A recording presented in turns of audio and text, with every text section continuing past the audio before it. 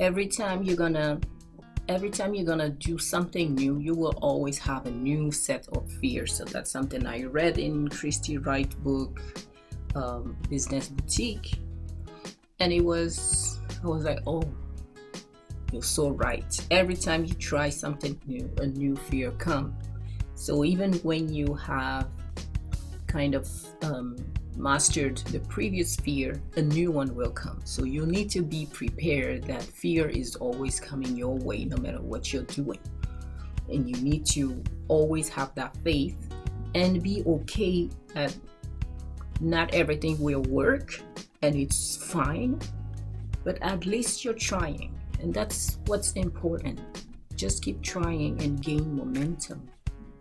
And even if you're bruised, take the time to heal and then come back, but never, never, never abandon. You can do something if it's not the right thing. At some point, you will know it, and then you just pivot to something different. But don't give up the idea of doing things you want to do. That's what's important.